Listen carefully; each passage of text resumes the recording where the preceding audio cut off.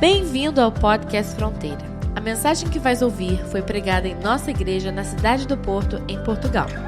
Nossa oração é para que sejas abençoado por essa palavra. Nós vamos ler sobre algumas situações que acontecem após a ressurreição de Jesus. Jesus tinha sido crucificado, tinha sido colocado aonde? Numa tumba. Numa tumba. Jesus tinha sido colocado numa tumba.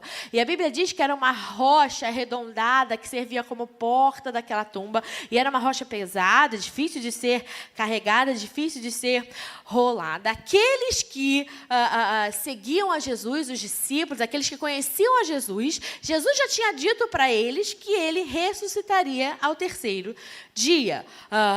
Se eles entenderam ou não, já são outros 500, mas Jesus já os havia avisado.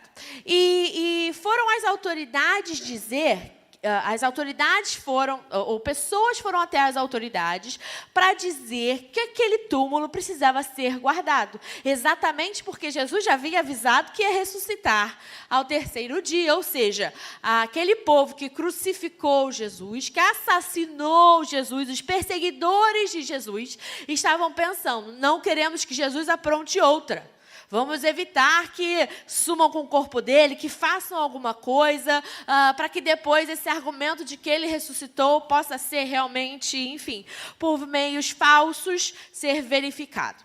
Então, eles foram pedir que as autoridades guardassem o túmulo de Jesus, e assim foi feito. A Bíblia nos diz que haviam guardas ali, cercando, vigiando o túmulo de Jesus. E a pedra do túmulo não simplesmente estava ali, mas a Bíblia nos diz que ela foi selada, ela estava selada. E a primeira situação que acontece, que nós vamos falar hoje, é sobre Maria Madalena e Maria, mãe de Jesus. Vamos ler juntos Mateus 28, versículos de 1 a 10, que diz assim: a ressurreição.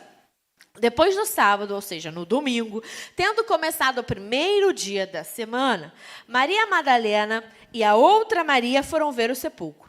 E eis que sobreveio um grande terremoto, pois um anjo do Senhor desceu dos céus e, chegando ao sepulcro, rolou a pedra da entrada e assentou-se sobre ela. Sua aparência era como um relâmpago e suas vestes eram brancas como a neve. Os guardas tremeram de medo e ficaram como mortos. O anjo disse às mulheres: não tenham medo. Sei que vocês estão procurando Jesus, que foi crucificado. Ele não está aqui, ressuscitou, como tinha dito. Venham ver o lugar onde ele jazia. Vão depressa e digam aos discípulos dele: ele ressuscitou dentre os mortos e está indo adiante de vocês para a Galileia. Lá vocês o verão. Notem que eu já os avisei. As mulheres saíram depressa do sepulcro, amedrontadas e cheias de alegria, e foram correndo anunciá-lo aos discípulos de Jesus. Abraçaram-lhe os pés e o adoraram. Então Jesus disse: não tenham medo. Vão dizer aos meus irmãos que dirijam-se a Galileia. Acho que estava aqui um pouco fora de ordem, mas não tem mal. É exatamente assim, aqui está o certo.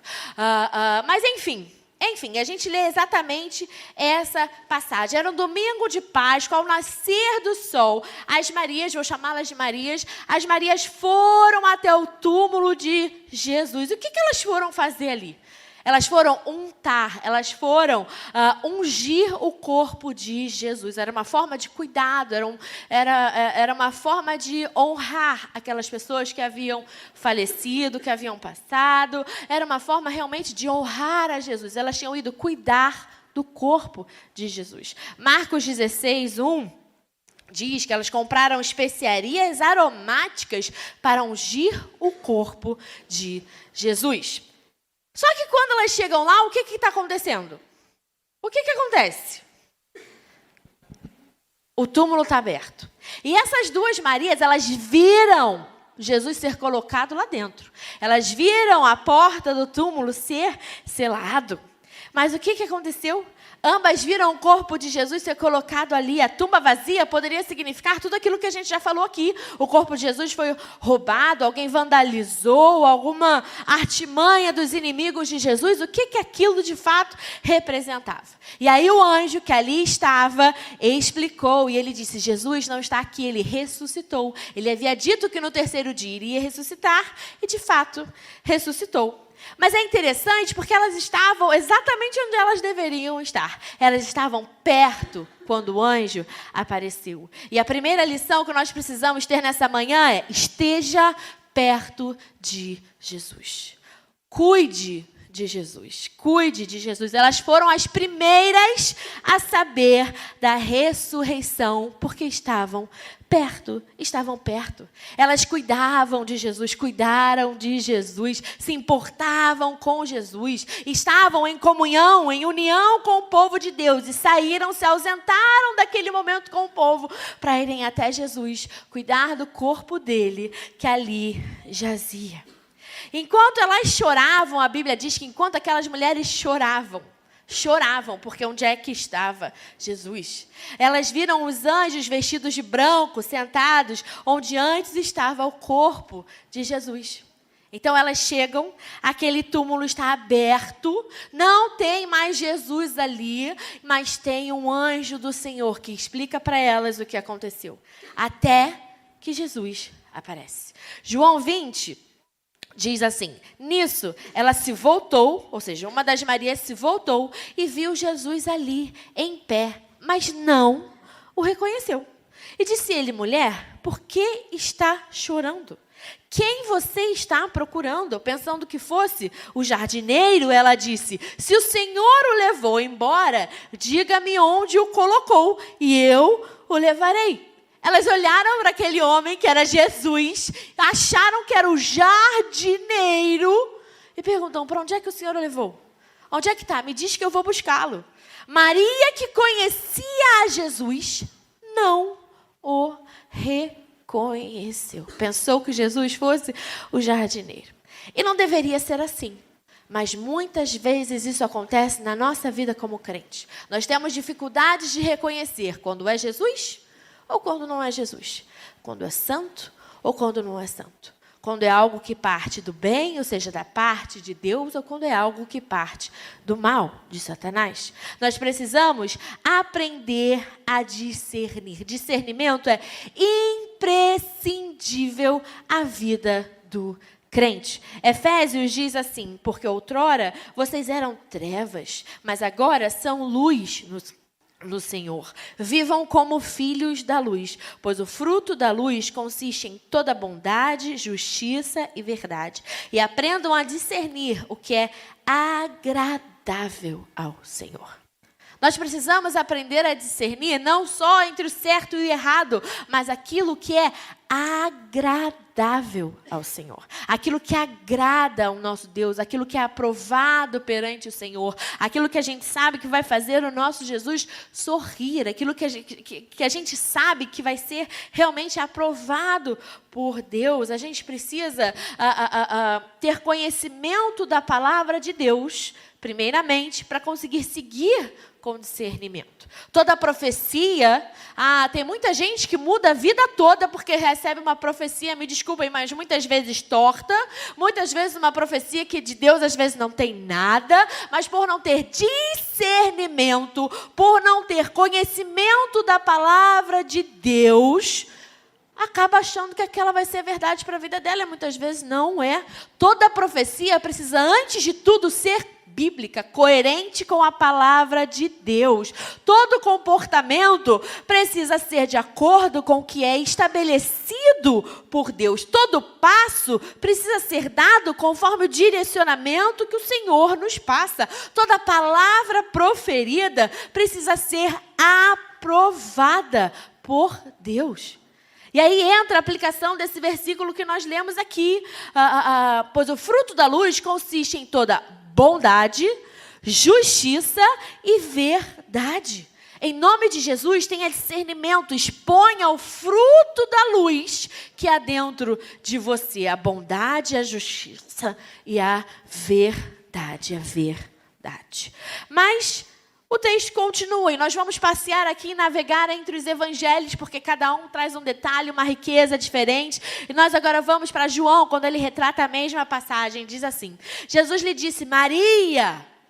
E então, voltando-se para ele, Maria exclamou em aramaico, Rabone, que significa mestre. Ou seja, Maria que não havia reconhecido, Maria que achava que Jesus era o jardineiro é Jesus, e as árvores somos nós. E se você nunca ouviu isso, sinto muito, assista no YouTube, é um clássico.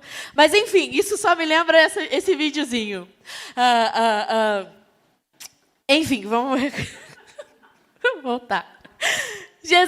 João 20 diz assim, porque exatamente, Maria estava dentro desse contexto que ela não reconheceu a Jesus, mas aí Jesus vem e a chama Maria. Então, voltando-se para ele, Maria exclamou em aramaico, Rabone, que significa mestre. E Jesus disse, não me segure, pois ainda não voltei para o Pai. Vá, porém, a meus irmãos e diga-lhes, estou voltando para o meu Pai, o Pai de vocês, para meu Deus e Deus de vocês. Maria Madalena foi e anunciou aos discípulos, eu vi o Senhor. Eu vi o Senhor. Amém, amém, amém. Mestre. Ela chama Jesus de mestre. Assim que Maria reconhece Jesus, ela diz, mestre.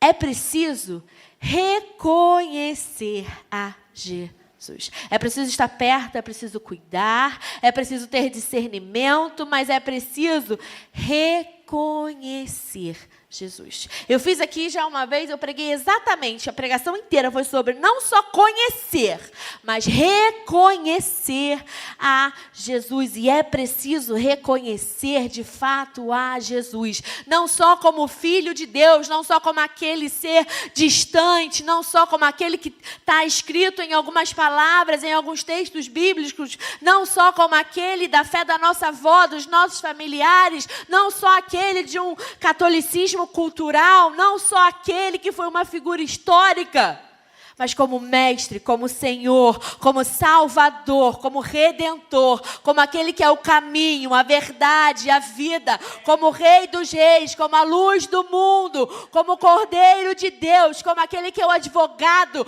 como aquele que é o sumo sacerdote, como o leão da tribo de Judá, como o pão da vida, como Santo de Israel, como cabeça da igreja, como autor, consumador da nossa fé, como a pedra angular, como bom pastor, como a fonte de águas vivas, como aquele que é a rocha, como aquele que é a resplandecente estrela da manhã, como aquele que é Emanuel, Messias, Filho de Deus, a videira verdadeira. Assim nós precisamos conhecer e reconhecer a Jesus, é preciso reconhecer a voz de Jesus. Quando Jesus chama Maria pelo nome, ela sabe na hora que é o mestre.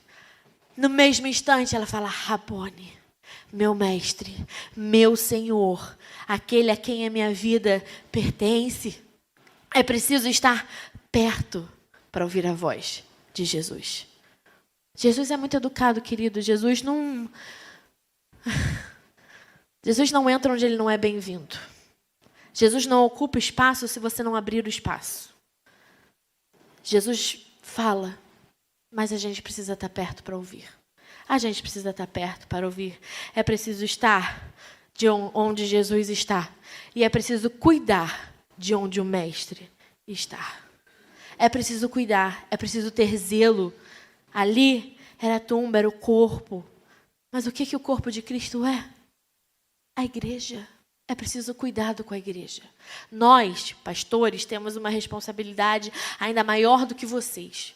Mas vocês, como crentes, como membros desse corpo, também têm uma responsabilidade muito séria em cuidar do corpo, em cuidar uns dos outros, em zelar pela casa de Deus. É muito lindo no Salmo 69, quando Davi está ali rasgando o seu coração perante o Senhor. Ele fala da sua amargura, da sua dor, dos inimigos que o perseguem, mas ele diz isso aqui para o Senhor: pois o zelo da tua casa me consome, e os insultos daqueles que te insultam caem sobre mim. Até quando choro e jejuo, tenho que suportar zombaria. Quando ponho vestes de lamento, sou objeto de chacota. Os que se ajuntam na praça falam de mim, eu sou a canção dos bêbados. Mas eu, Senhor, no tempo oportuno, elevo a Ti a minha oração. Responde-me por Teu grande amor, ó Deus, com a Tua salvação infalível. Infalível. Que lindo que Davi escreve: o zelo pela tua casa me consome. Me consome. É muito mais do que ver um papelzinho sujo ali no chão e botar na lixeira, sabe? Isso é o mínimo de zelo que a gente precisa ter com a casa de Deus, com o que é do Senhor, com o corpo, com a igreja. A gente precisa zelar e cuidar da reputação da igreja, do nome da igreja. Aí eu não digo fronteira, não, eu digo também, mas tudo, a igreja com I maiúsculo, a igreja do Senhor, o evangelho do Senhor, nós precisamos cuidar, darmos bom testemunho, testificarmos para todos daquilo que Deus tem feito no nosso lugar, cuidarmos sim do espaço físico, de cada cadeira, do chão que precisa estar limpo, do vidro que precisa estar brilhando. A casa do Senhor precisa ser o lugar mais lindo que a gente frequenta, mais limpo, mais doce, mais cheiroso, mais puro, cheio da presença de Deus, tratado com esmero, com cuidado, com amor. Isso cabe a todos nós. Não é exclusivo de liderança, de líder de departamento, não. Somos todos nós que precisamos cuidar do corpo. É um chamado para a igreja inteira. Cuidar do nome de Deus. Davi continua: os insultos daqueles que te insultam caem sobre mim. Os insultos do que te insultam caem sobre mim. Ele está dizendo: Deus, quando ofendem o teu nome, estão ofendendo a mim. Porque eu sou teu. E o Senhor é meu.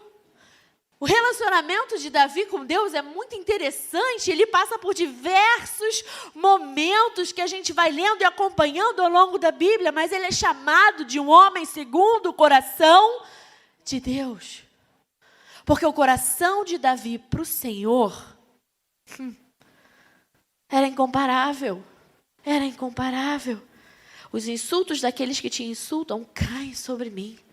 Esse precisa ser o nível de zelo e cuidado que nós precisamos ter com a casa de Deus. Com a casa de Deus. Mas que a gente possa, assim como ele diz, mas eu, Senhor, no tempo certo, no tempo oportuno, elevo. Cadê? Mas eu, Senhor, no tempo oportuno, aqui, elevo a Ti a minha oração. Responde-me por Teu grande amor, ó Deus, com a Tua salvação infalível. Nós precisamos cuidar do nome de Deus. Se insultarem a Deus, estarão insultando a nós. Vamos, em nome de Jesus, elevar a nossa oração ao Senhor, apresentar a Ele o que está escrito aqui no momento oportuno. No tempo oportuno, elevo a Ti a minha oração. Responde-me por Teu grande amor, ó Deus, com a Tua salvação, que ela é infalível. A esperança de Davi estava no Senhor. Mas vamos seguir nesse momento pós-ressurreição de Jesus. E aqui é o momento em que os discípulos, eles duvidam da ressurreição. E vamos lá para Lucas 24, 9 a 12, que diz: quando voltaram do sepulcro, elas contaram todas essas coisas aos 11 e a todos os outros. Quem que estava voltando do sepulcro? As Marias, muito bem. Elas contaram todas estas coisas aos 11 e a todos os outros. As que contaram estas coisas aos apóstolos foram Maria Madalena, Joana e Maria, mãe de Tiago, e as outras que estavam com elas. Mas eles não acreditaram nas mulheres. As palavras delas lhes pareciam loucura. Pedro, todavia, levantou-se e correu ao sepulcro. Abaixando-se, viu as faixas de linho e mais nada. Afastou-se e voltou admirado com o que acontecera. Ou seja, elas voltam à presença dos discípulos. Aqui a Bíblia fala sobre os 11. E o que eles fizeram? Eles acreditaram? Eles fizeram o quê? Eles não acreditaram, eles duvidaram. A Bíblia diz, as palavras delas lhes pareciam loucura, loucura. Só que tem um porém, E a Bíblia nos fala sobre Pedro. Pedro, todavia, levantou-se e correu ao sepulcro. Abaixando-se, viu as faixas de linho e mais nada. Afastou-se e voltou admirado com o que acontecera. As Marias receberam a palavra de Jesus. Jesus fala, Maria. Ela responde, mestre. Jesus dá o direcionamento. Elas voltam correndo para contar a notícia ao povo de Deus. Aqueles que viveram com Jesus. Aqueles que foram avisados por Jesus. Aquele para quem Jesus deixou tudo mastigadinho. Está aqui escrito, está aqui dito, está aqui revelado. No terceiro dia eu ressuscitarei. E eles não acreditaram. Pior do que isso, acharam que elas estavam loucas, as palavras pareciam loucura, duvidaram da ressurreição. Aqueles homens que andavam com Jesus e o conheciam como mais ninguém na terra, não acreditaram no milagre que Jesus prometeu. Conheciam a voz, o olhar, o jeito, o cheiro de Jesus, as palavras de Jesus, mas não entenderam o que Jesus falava. De novo, é preciso discernimento, preciso discernimento. E a verdade, querido, é que frequentar a igreja não é sinônimo de salvação. Fora da igreja, então, que Deus tenha misericórdia de nós. Mas a igreja, ela é o mínimo, é um dos primeiros passos. Mateus 7:21 diz, nem todo aquele que me diz, Senhor, Senhor, entrará no reino dos céus, mas apenas aquele que faz a vontade do meu Pai, que está nos céus. Para entrar no céu, é preciso fazer a vontade de Deus. Parece muito básico. E é. Mas é uma verdade que quase já não é mais pregada por aí. Para entrar no céu, é preciso fazer a vontade de Deus. Não é a minha vontade, não é a sua vontade, não é a vontade do que você está afim naquele momento, não é o que você julga ser melhor, não é o que você um dia foi construído para que pensasse, não. É a vontade de Deus. Nós aceitamos Jesus, ok? Nós aceitamos Jesus a partir daquele momento, glória a Deus. Eu tenho herança do céu. Eu estou salvo. Eu recebo a salvação em Jesus Cristo. Mas não pense que você se torna santo automaticamente nesse momento. O que eu quero dizer com isso? Ele nos lava, Ele nos redime, Ele nos purifica de todo pecado, de todo mal. Nós nos tornamos alvos como a neve. Só que se a partir daí eu decido voltar a viver uma vida de pecado, você acha que você vai para o céu? Você acha que um Deus que é justo faz as coisas dessa forma? Um Deus que é justiça? Um Deus, Ele é amor, Ele é misericordioso, Ele é bondoso, Deus é amoroso, Deus cuida. Deus faz coisas que a gente não merece. A graça do Senhor é imerecida, é um favor imerecido. Mas nunca foi por merecimento. O que nós precisamos fazer é viver uma vida santa. Uma vida de acordo com a vontade de Deus. Uma vida que nos aproxime de Deus. Porque entre luz e trevas, elas não se misturam, não existe comunhão. Não tem como chegar no céu sendo treva. Não tem como chegar no céu pregando treva, vivendo treva, fazendo treva. Não chega no céu. Ser crente, frequentar a igreja, não. Só isso não nos torna perfeitos. Não, só isso não necessariamente nos leva para o céu. Crer em Jesus, estou falando palavras aqui, não usem soltas, é dentro desse contexto. Mas crer em Jesus não nos garante uma vida sem pecado. Eu posso dizer que eu creio em Jesus e voltar a fazer a minha vontade. Eu posso declarar Jesus é o Senhor da minha vida e saio por aquela porta, durmo com quem eu quero, roubo todo mundo. Eu estou dando exemplos absurdos, mas se nós vivermos uma vida de pecado, a gente não vai para o céu. Aquele crente que já conta com a misericórdia do dia seguinte, não porque está tentando fazer tudo certo, mas porque sabe da graça e da misericórdia, resolve pecar. Todo pecado é intencional, mas resolve pecar com força. Porque sabe da misericórdia e da graça de Deus, esse crente não está fazendo o que é bíblico. Esse crente, me desculpem, de crente não tem nada. Porque quem crê é obediente ao Senhor. Quem crê faz a vontade de Deus. É Jesus que nos redime, é Ele que nos lava, é o sangue de Jesus. Mas a partir daí existe um trabalho de manutenção. Nós precisamos escolher permanecer sem pecado. As minhas escolhas precisam ser santas, as minhas palavras, elas precisam transmitir paz. O meu comportamento precisa ser aprovado pelo Senhor. Como Jesus diz aqui, não basta me chamar Senhor, Senhor.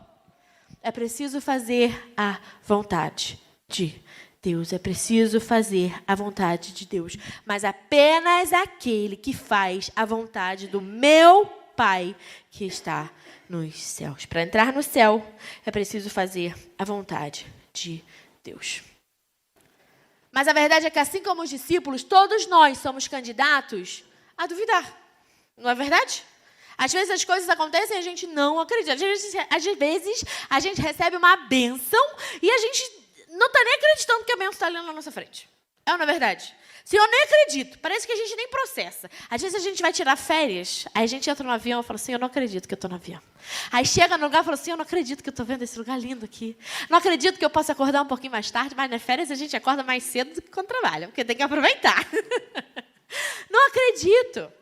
A gente, às vezes, recebendo a bênção, não acredita. Quanto mais algumas notícias. Fala, Senhor, a gente, às vezes, acredita no milagre de todo mundo, menos no nosso. Nós conhecemos a Bíblia, temos o conhecimento pelo conhecimento, mas não aplicamos a Bíblia na nossa vida. A gente escuta uma pregação e, ao invés de aplicar aquilo para a nossa vida, a gente, nossa, fulano tinha que estar aqui para ouvir isso. Vou mandar o podcast dessa mensagem para o irmãozinho tal que está precisando receber do Senhor. Você acha que você não está precisando receber do Senhor? Presta pouca atenção nos próprios erros. Nós precisamos ser santos. Nós precisamos ser santos. E os discípulos que ouviam Jesus estavam ali, eles aprenderam tanto do Senhor, que em Atos, a igreja primitiva ela é fundamentada em algo que a própria Bíblia chama de doutrina dos apóstolos. Porque são eles que foram diretamente ensinados por Jesus e eles que têm ali a fonte mais pura de ensinamento. Claro que inspirados pelo Espírito Santo, mas aprenderam diretamente com Jesus. Então, esses homens que conheciam a palavra de Deus, conheciam a Jesus, ouviram Jesus, Jesus conversava com eles e, com certeza, não pense que Jesus só falava o que está escrito aqui. Porque ele convivia com esses homens 24 horas. O que está aqui é o que a gente precisa saber. Mas Jesus com certeza chegou para Pedro e falou coisas que Pedro precisava saber. Com certeza virou para João e falou, João, senta aqui, vamos conversar. O gabinete, Jesus começou o gabinete. O primeiro gabinete foi com Jesus. Imagine só. Não está contido somente nisso aqui. Jesus falou e falou muito, eu tenho certeza. Ele ensinou e ensinou muito. Esses homens conheciam a Jesus, tinham intimidade com Jesus. E ao Jesus cumprir o que prometeu, eles não acreditaram. Não acreditaram. Nós precisamos ter muito cuidado em como nós alimentamos a nossa fé. Naquilo que a gente crê ou deixa de crer. Que a nossa fé seja realmente construída na rocha. Porque a gente acha, às vezes, que por ser crente, as nossas opiniões são mais importantes. Mas a verdade é que, mesmo crentes, as nossas opiniões podem estar erradas. O nosso comportamento pode estar errado, sim. Às vezes nós estamos distorcendo passagens bíblicas, ignorando outras. A gente precisa ter muito cuidado. Colossenses 2,8 diz: tenham cuidado para que ninguém os escravize a filosofias vãs e enganosas, que se fundamentam nas tradições humanas e nos princípios elementares deste mundo, e não em Cristo.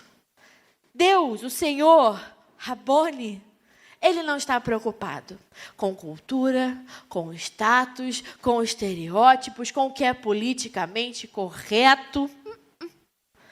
Não está nem aí. É muito bom ter conhecimento. Esses dias a gente estava falando muito sobre isso. Como é bom a gente ter conhecimento. Eu amo geografia, eu amo história, eu amo psicologia, até um bocado de geopolítica eu gosto, por mais que não seja grande entendedor. É tão bom você ter esse conhecimento, mas melhor ainda é você ter um entendimento e discernimento de que quanto mais eu aprendo, mais tudo aquilo que é cientificamente comprovado aponta para Cristo. Mais da história aponta para Cristo, do que passou e do que virá.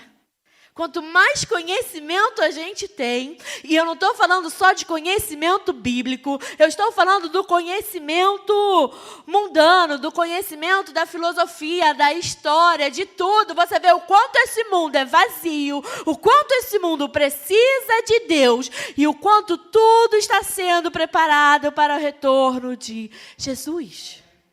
Historicamente, o que é comprovado comprova a Bíblia. Cientificamente, o que é comprovado, comprova a Bíblia. Não estou falando de teorias, eu não estou falando de homens que se levantam e falam 2 mais 2 é igual a 6. Não, 2 mais 2 é igual a 4. Tudo que é 2 mais 2 é igual a 4, confirma a Bíblia. Confirma a Bíblia. E isso torna o Evangelho inegável. O Evangelho, ele é inegável. Uma pessoa pode até dizer, eu não quero, eu não acredito, eu não quero para mim. E que Deus te abençoe. Que Deus tenha misericórdia da sua vida. Porque você está abrindo mão da eternidade. Você está abrindo mão de salvação. O autor X pode escrever o que ele quiser. O homem pode pensar o que ele quiser. O Evangelho é inegável, inegável. A única verdade absoluta é Jesus. Ele se chama Eu Sou o Caminho, a verdade, a vida. Ele é verdade absoluta.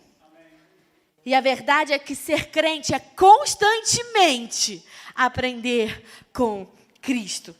Conhecimento, a fonte de todo conhecimento é Cristo, é o Senhor, é o Mestre, é o Rabone.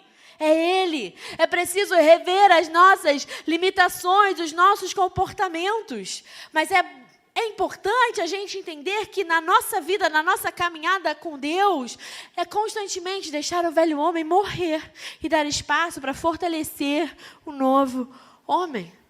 O novo homem precisa ser fortalecido.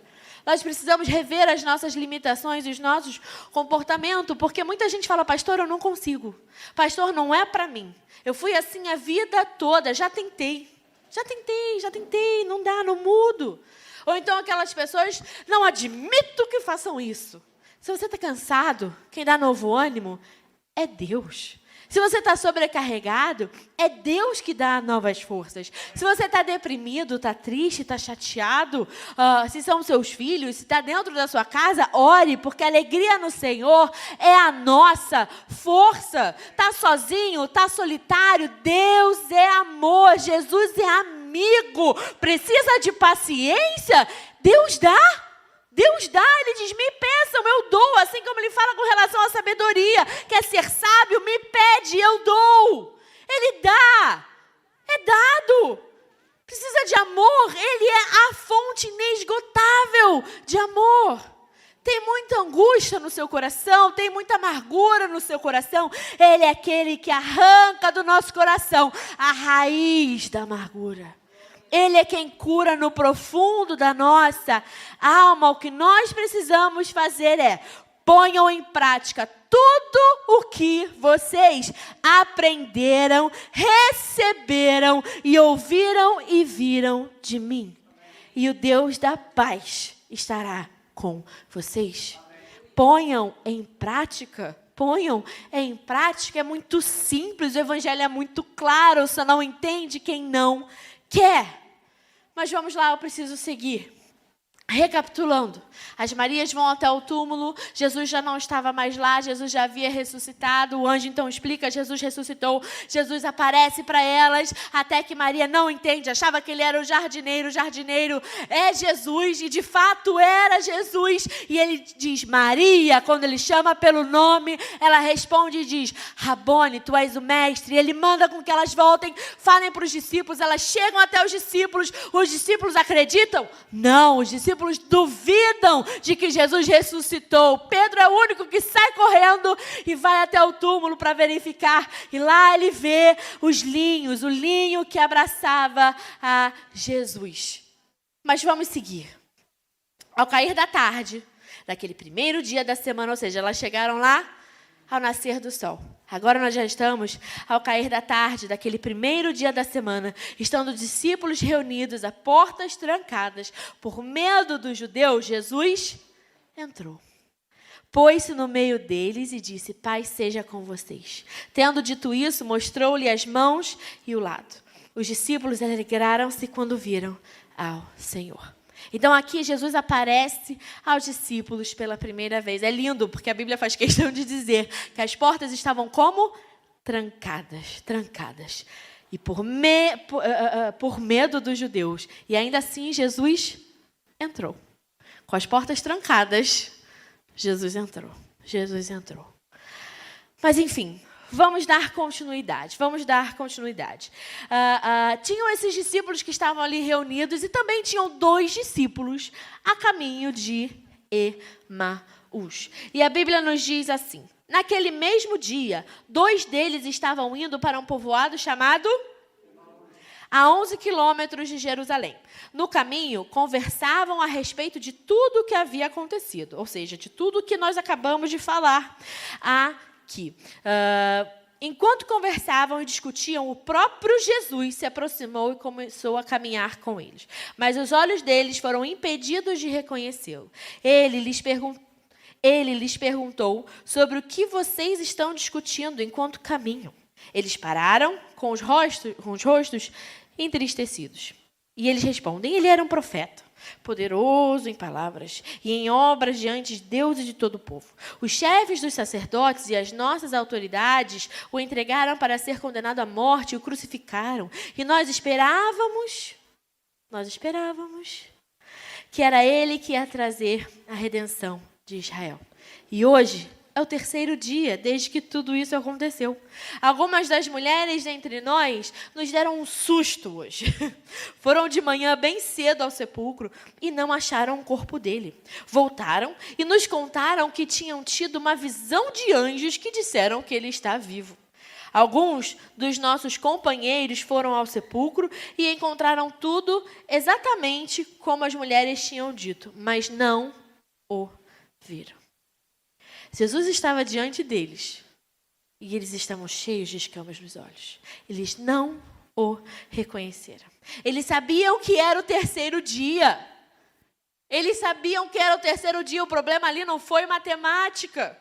Eles sabiam que a tumba estava vazia. As Marias já haviam compartilhado, João também.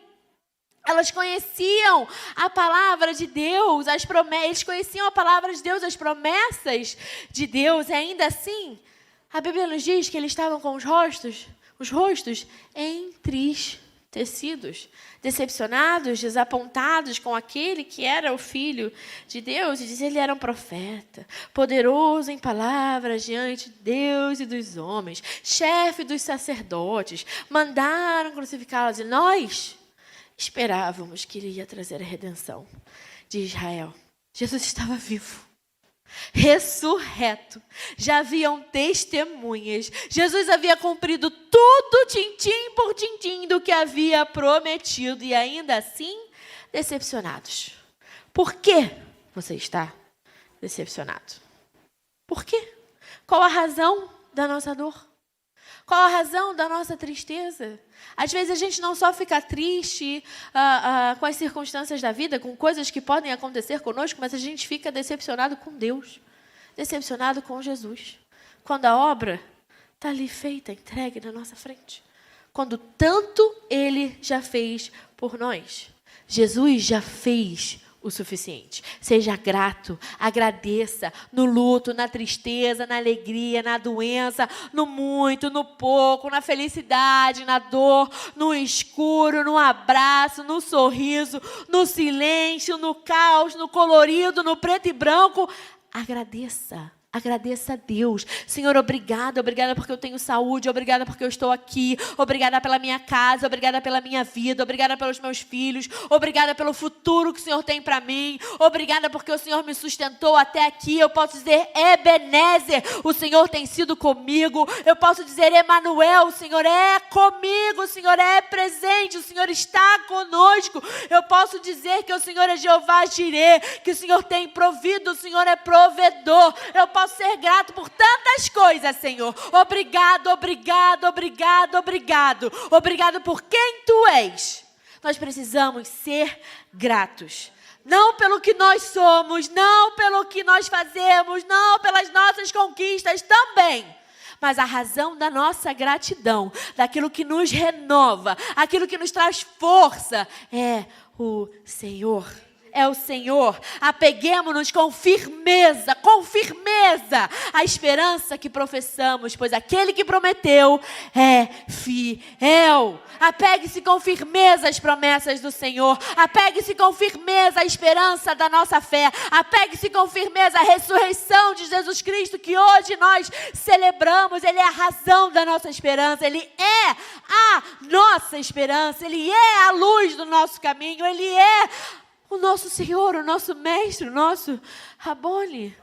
Não se revolte contra Deus, não fique decepcionado com Deus. Ele nunca mente, Ele nunca abandona, Ele nunca decepciona, mas Ele precisa ser a razão da nossa alegria, a fonte da nossa esperança. Em nome de Jesus, diga com fé, eu me glorio em Cristo. Eu me glorio em Cristo. Romanos diz exatamente isso. Portanto, eu me glorio em Cristo Jesus, em meu serviço a Deus. É isso que nos traz alegria. Eu me glorio a Cristo, ou seja, eu exalto as qualidades de Cristo, eu exalto as conquistas de Cristo. Cristo é o meu amor, Cristo é a razão do meu orgulho, da minha alegria. Eu tenho orgulho de fazer parte da casa de Deus, eu tenho orgulho de servir ao Senhor, eu tenho orgulho de pertencer a Cristo, eu tenho alegria em dizer que Ele é mestre, o meu Senhor, o meu Salvador, o mestre da minha vida. Se glorie no seu serviço a Deus, tenha convicção de que está a se apresentar como obreiro aprovado ao Senhor. Sirva bem na casa de Deus, oferte, dizime, sirva com compromisso, com excelência, se deixe gastar em nome do Evangelho, se deixe gastar pela obra do Senhor. Como Davi escreveu, Senhor, por ti eu suporto a zombaria, o zelo da tua casa me consome. Tenha certeza de que está a fazer o seu melhor para Jesus. E aqueles discípulos a caminho de Emaús, a palavra diz que Jesus passou horas com eles, e eles nem sabiam que aquele era Jesus. Passou horas com eles, os ensinando palavras de Moisés até os profetas. O porquê que ele passou por tudo aquilo, e aqueles homens com vendas nos olhos. E aí a gente chega nesse momento em que eles estão se aproximando de um povoado para o qual eles estavam indo. E diz assim, ao se aproximarem do povoado para o qual estavam indo, ou seja, Emaús, Jesus fez como que ia mais adiante. Eles, porém, insistiram muito e disseram, fique conosco, pois o dia já findou e está chegando a noite. Então entrou para ficar com eles. Quando estava à mesa com eles, tomou o pão, deu graças, partiu e o deu a eles. Então, os olhos deles foram abertos e o reconheceram, mas ele desapareceu. Ao partir do pão, ao cearem com Jesus, eles sentam-se para comer, talvez ali eles começassem a suspeitar de alguma coisa. Porque Jesus, ele não muda, Jesus, ele é o mesmo. Então, da forma como Jesus fez, enquanto ainda estava ali com eles, antes de ser crucificado, como ele ceiou com eles tantas vezes, Jesus ali repete. Eles se sentam para comer, como costumava fazer com seus discípulos. Ele ali desempenhou como ele próprio, ele fez como ele próprio sempre fez. E por isso, eles o reconheceram. Tomou o pão, abençoou, partiu e deu a eles. O que nós vamos fazer aqui nessa manhã, ele fez isso como ele sempre fez, com autoridade, com afeição, com amor. Imaginem os mesmos gestos, o mesmo semblante, as mesmas expressões. Era Jesus diante dele. Não foi uma refeição milagrosa, como foram, por exemplo, a multiplicação dos pães e peixes. Não. Não foi nenhum milagre. Uma refeição comum. Mas imediatamente as escamas caíram dos olhos daqueles discípulos. Imediatamente os seus olhos se abriram e eles viram quem era que estava diante dele. E o reconheceram bem o suficiente, não tiveram dúvidas. Ao partir do pão, as névoas se dissiparam. O véu foi retirado. Então eles não mais questionaram se aquele era o Mestre. Cristo, por seu Espírito e graça, se faz conhecido aos seus ao partir do pão. Ao partir o pão. Quando nós estamos em comunhão com Ele, quando estamos celebrando a Ele, a sua ressurreição, Ele se faz conhecido. Jesus, Ele se revela a nós através de partir do pão, se revela a nós através da Bíblia, das Escrituras. Ele se faz conhecido através da palavra de Deus que aponta para Cristo, testifica a Cristo. Jesus se faz conhecido a partir do pão. O Jesus soberano, Filho de Deus, de quem nós não somos dignos, nos convida a cear com Ele. Nos convida a cear com Ele. Ao partir do pão, Ele se revela a nós. Saiba mais sobre nós. Visita nosso site fronteira.church ou descarrega nossa app Fronteira. Que Deus te abençoe.